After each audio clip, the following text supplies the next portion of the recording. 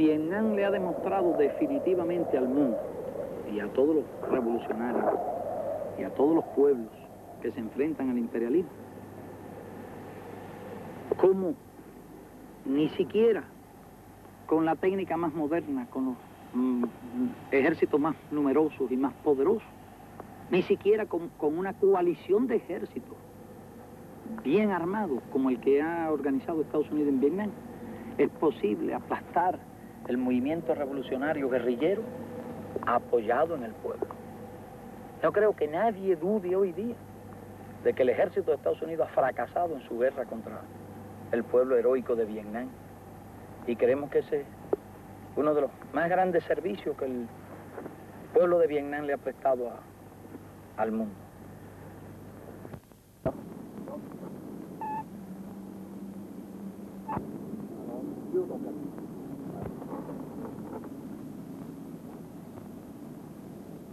D'une voix rauque, il a prononcé l'acte d'accusation de la femme. C'était un petit homme qui avait un uniforme gris délavé. Et il venait devant elle. Et alors, peu de temps après, deux Thunderships se sont mis à tourner autour de nous.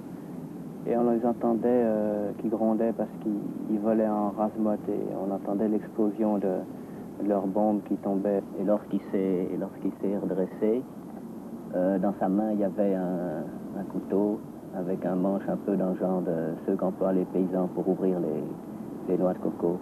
Parce que les chasseurs bombardiers sont équipés de mitrailleuses de 20 mm qui peuvent tirer, je crois, 6000 coups à la minute, c'est-à-dire produire une série d'explosions absolument effarantes. Les paysans étaient toujours immobiles et ils contemplaient le spectacle.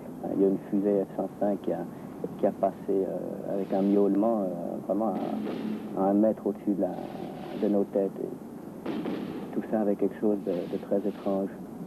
Et les paysans étaient toujours immobiles et ils regardaient le spectacle. Tout ça avec quelque chose de très étrange. Eh bien, je pense que si j'avais été un caméraman des actualités, un caméraman de la télévision du réseau ABC de New York ou San Francisco, si j'avais été un caméraman des actualités soviétiques, c'est ça que j'aurais filmé, je pense. Mais j'habite Paris et je ne suis pas allé au Vietnam. Je voulais aller au Nord-Vietnam il y a un an et demi.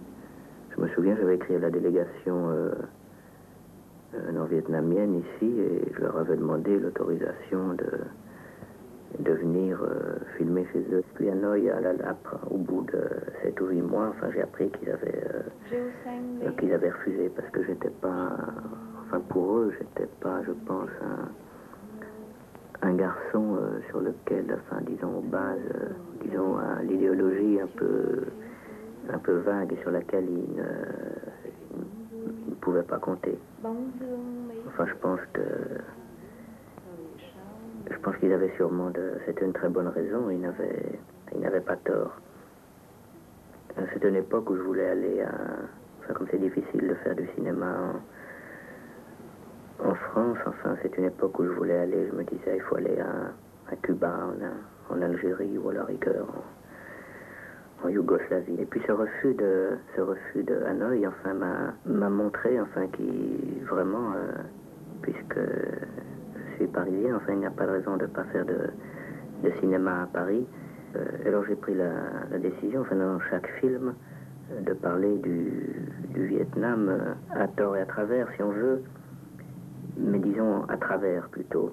Eh bien, oui, quand les gens qui ont participé à ce film, alors m'ont demandé de participer à leur film, enfin j'ai dit oui, on a plein d'idées, et puis c'était des idées, c'est pas tant, enfin le fait que Hanoï ait refusé que j'aille chez eux, enfin, et que je pense qu'ils aient eu raison, parce que j'aurais pu faire des choses qui leur faisaient plus de mal que de bien, fait que toutes ces idées, j'ai pensé que c'était des idées, enfin faussement c'est des idées faussement généreuses, enfin, ça, puis ça me paraît difficile de faire des choses, alors, enfin, de parler des bombes, alors qu'on ne les reçoit pas sur la tête, et d'en parler dans l'abstrait. Je pensais par exemple à illustrer, à prendre un corps de femme nu, qui est quelque chose dont il y a à la fois de plus chaud et de plus vivant, et de décrire simplement à la Robbe-Grillet, enfin voilà, à la Flaubert plutôt, parce que j'aime pas tellement Robbe-Grillet, de montrer quels seraient les effets d'une bombe à billes sur un corps de femme, et donc simplement le dire. Mais en même temps, il y avait un effet, il y avait une certaine recherche esthétique, et je n'arrivais pas, et plutôt je séparais, je n'arrivais pas à faire coïncider, à faire que l'effet, disons que le contenu et la forme, je puisse l'exprimer du même moment. Et donc c'était mauvais parce que cette idée, cette forme n'était pas à l'intérieur du contenu, elle n'en était pas l'expression normale comme la peau recouvre le corps et en fait partie totalement, autant que le cœur. Et donc je voulais parler de la défoliation aussi, des rivières empoisonnées, montrer toutes ces choses, puisque les hommes, enfin, étant donné que nous ne luttons pas, nous, les armes à la main, et qu'au contraire, nous en sommes loin, enfin, et qu'on a beau dire que notre cœur saigne, en fait, il saigne, mais à quoi ce sang n'a aucun rapport avec le sang de n'importe quel blessé. Donc, je veux dire, c'était une sorte de... Ce rapport, il y avait une certaine honte, c'était quand même des idées honteuses, comme quand on signe des appels pour la paix, surtout, enfin, on est... Et c'est pour ça, enfin, je crois, la seule chose que nous pouvons faire, nous faisons on fait du cinéma. Moi, je fais du cinéma, donc ce que je peux faire de mieux pour le Vietnam, je crois, c'est plutôt que d'essayer d'envahir le Vietnam par par une générosité qui force forcément les choses, c'est au contraire laisser le Vietnam nous envahir et se rendre compte quelle place il occupe enfin, dans notre vie de tous les jours, partout.